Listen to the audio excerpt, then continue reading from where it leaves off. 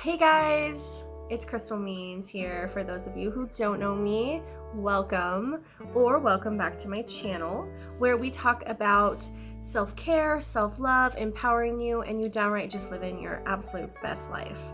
In today's video, we're going to be talking about ways to get to know someone better, to be able to connect with them on a more personable level, in a fun and lighthearted way. I hope you guys enjoy this video, and let's get started.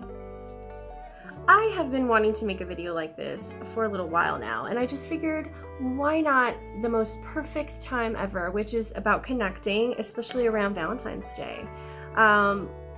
This isn't necessarily so much a romantic type get to know, but it can be. You can use it for any fashion that you like, whether it's getting to know people at work or you're getting to know new friendships, and you can even use it for romantic interests.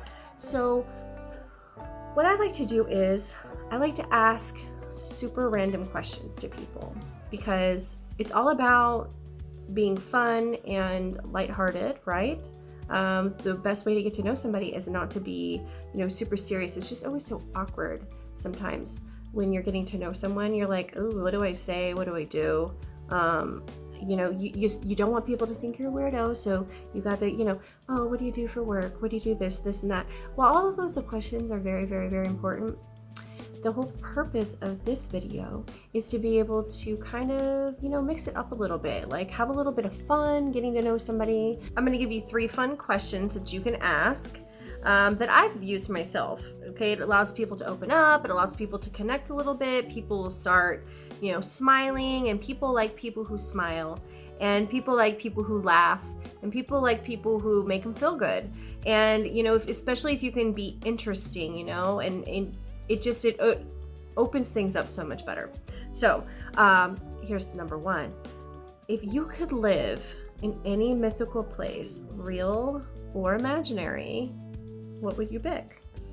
Now, everybody always is like, oh my gosh, wait, what? And they'll all sit there and they'll tell you. Based on what they tell you could let you in, a little clue in onto who they are as a person.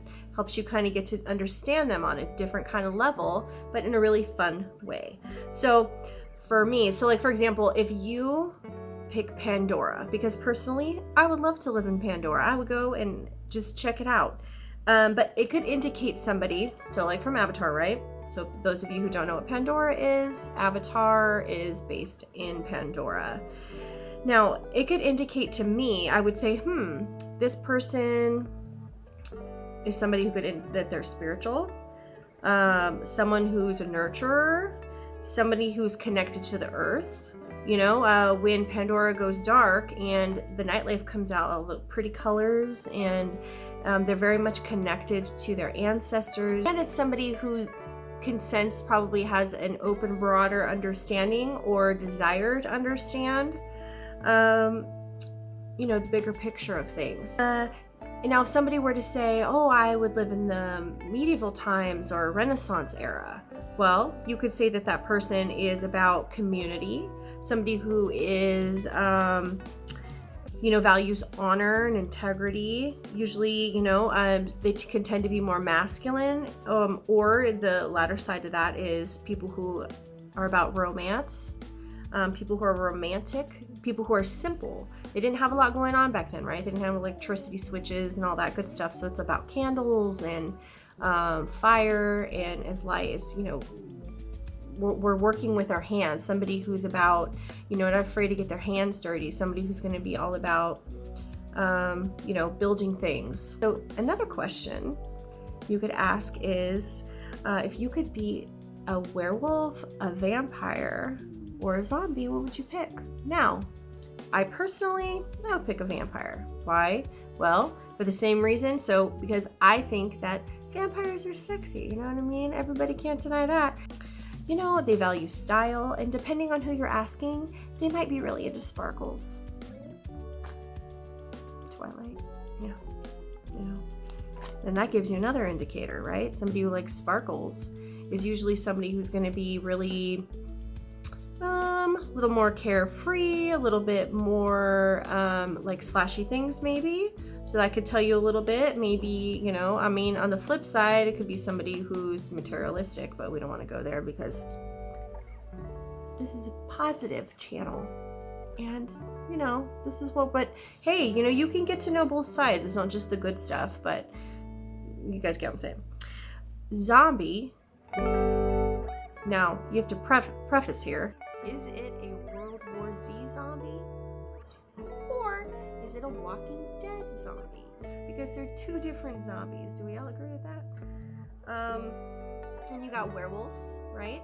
Werewolves to me signify like somebody who's, you know, like stable, strong, someone who has survival instincts in them, somebody who's going to be more grounded. I sense them to be more like loyal people, because werewolves usually go into a pack, or, you know, having to do with a wolf. Sometimes they're lone wolves, but generally speaking, you know, they're tied to a pack of some sort. Because I think dog, right? It's you know, something, it can kind of give you, I'm not saying that it's tit for tat, you know, but it's just a fun, different way to kind of get an idea about who somebody is. And, you know, if somebody who's not going to be engaging in any sort of like conversation with you, or who's going to be like, oh, this is sort of, you know, you go, what are we doing? Then you're going to know, like, okay, you can totally get a sense for who they are, and if it's somebody that you're going to kind of vibe with, save you some additional time. Okay, third one. If you could have any superpower, what would it be and why? For me, I think that my superpower would be, I would want to be invisible. And the reason for that is because I could be any place, anytime. Imagine the information I could receive. I mean, I could be flies on walls, and that would be the best, wouldn't it? I mean, imagine how many amazing things you could get done in this world. Being able to be in places, hear things. Hey, winner, winner, winner, chicken dinner. But you know what? Someone else may value another superpower.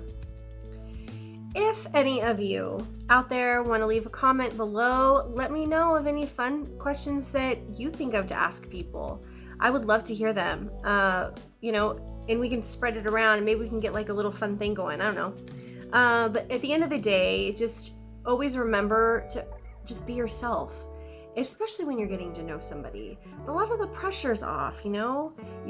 You're not so emotionally involved at that point when you're really getting to know somebody. You know what I mean? So you have that liberty and that freedom. You have that little bit of extra freedom rather than all of the things that come onto you that says, hey, you've got the things that make you feel like you're going to risk losing something that means, you know, so much to you. So just keep that in mind. Another thing that you can do is when I love to have game nights. Everybody should be initiating some game nights, 100%. Something that's really fun, it's, you know, 17 and over, 18 and over, is the Cards Against Humanity. Everybody loves that. Would You Rather, the 5-second rules. There's all kinds of fun little games like that, and you can kind of get to know people. I think games are a really great way to go. So you've got questions, you've got the games. Just remember to have fun. That's the key to it, really. Just have fun and laugh and have the best time you can, because that's what life is all about. Connecting with other people, loving one another. So my challenge for you this week, ladies and gentlemen, would be for you to try using out one of these tools to get to know somebody through Zoom, in person, social distance, of course, and see where things go. Let me know how it turns out for you. If you guys found any value from this video, please like and subscribe below. I wish for you the most amazing week, and talk to you soon. Bye.